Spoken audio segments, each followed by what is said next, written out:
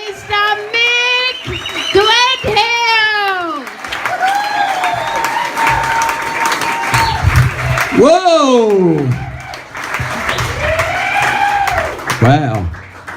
You know, I got my dog on a stand-up paddleboard for the first time. Yeah, I think he was a little nervous because he did a massive bog right in the middle of the board. Mate, I could not run out of that surf shop fast enough.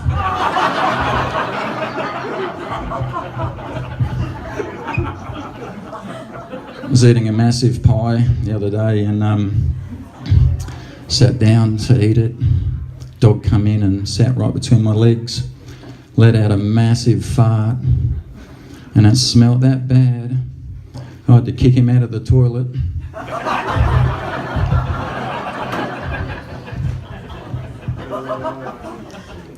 Yeah, Mrs. just got a new job. I'm pretty stoked. Working in an abortion clinic. Yeah, she's killing it.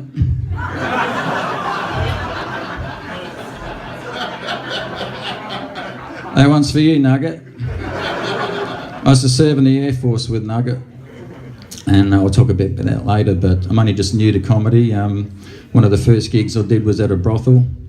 Yeah, it cost me $300. I was talking to one of the ladies there. I said, what was your busiest night? She said she had 25 clients in an 8-hour shift. I said, crikey, how did you feel? She said, overcome.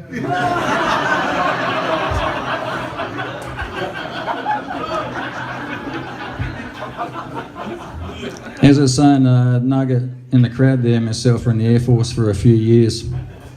The Royal Australian Air Force. The only thing royal was how pissed we used to get. We used to get right royally pissed. And there was a culture in the military where if you did something for the first time, you would have to buy a carton of beer for everyone else to drink, right? So if you jumped out of a plane for the first time, it's a carton. You shoot a machine gun for the first time, it's a carton. You drink a carton, it's a carton. I knew two people in the Air Force, they were virgins, got together, had sex, and then gave each other a carton. I do love to catch up with my veteran friends with Nugget on that special day of the year, get dressed up, march up the main street in front of everybody, you know, Mardi Gras.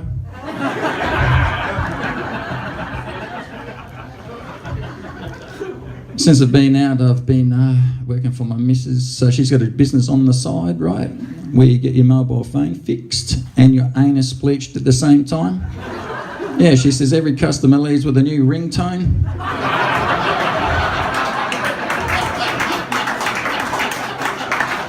She's only charging a carton.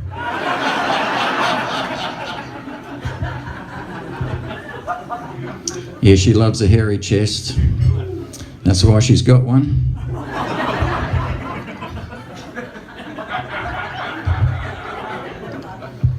Been doing a few renovations around the house. Been digging a massive stump out of the front yard. It's been taking me like 2 days. And I think it's getting on her nerves because she come out and she looked at me with disgust and she said, oh, that stump reminds me of you. And I said, what, stubborn? And she said, no, a dead root.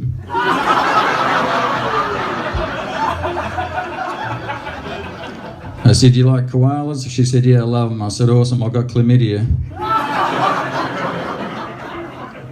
We got a couple of kids and she used to be in the Navy actually, and on our first date, I noticed she had a lot of fish tattoos, and I said, what's the deal with the fish? And she said they all represent something she likes to do. She's got a flying fish because she loves flying. She's got a nurse shark. She loves being a nurse. When she was in the Navy, so you can imagine how stoked I was when I noticed she had a tattoo of a blowfish.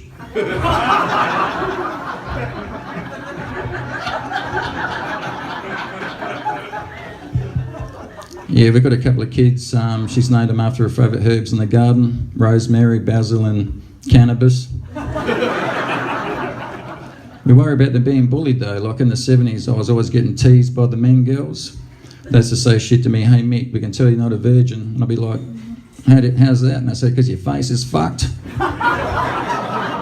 I'd be like, oh, shut up, mum.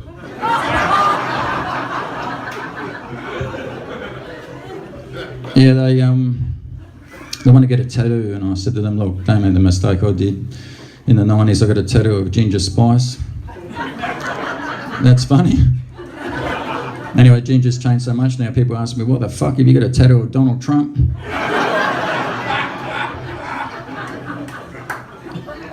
Yeah, I caught the kids watching porn. I was pretty upset about the whole thing. I lined them up and I said, look kids, it's not cool watching porn over my shoulder. And Mrs. and I, we share a common thing. We both love dogs, but she's one of those crazy dog ladies. And you know you're living with a crazy dog lady when you do something really nice for her. And she goes, good boy, and gives you a biscuit. And then I went down on her again.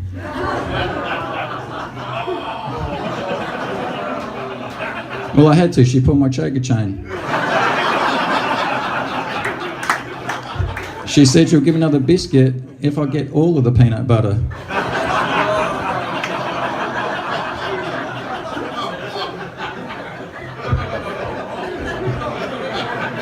That one's for you too, Nugget. Love taking a dog down the beach. And every time I take him down, he always takes a dump. Right where I'm doing one. I caught him taking a cocking his leg on someone's hat, and I thought if he keeps pissing on that hat, he's going to wake that bloke up.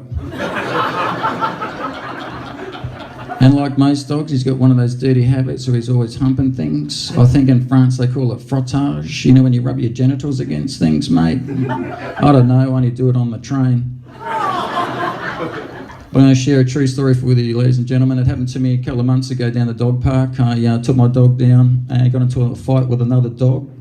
And a lady jumps in, separates the dogs, and to my astonishment, she starts to give this other dog hand relief. I know that's a little confronting, like she's jerking the dog off. Apparently it's a common thing that dog breeders do. And she was going that far. She looked like she was dealing blackjack in Vegas, right? And I'm standing there watching the show thinking, I wish that was me. I love dogs.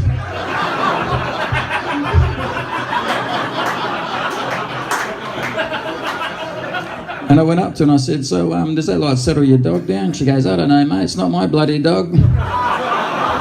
So ladies and gentlemen, there's 3 things I know that dogs know. 1, good things come from the fridge. 2, the new rug feels awesome on my ass. And 3, when mummy's really drunk and lonely, it's peanut butter night. Thank you very much, ladies and gentlemen. You've been a great audience.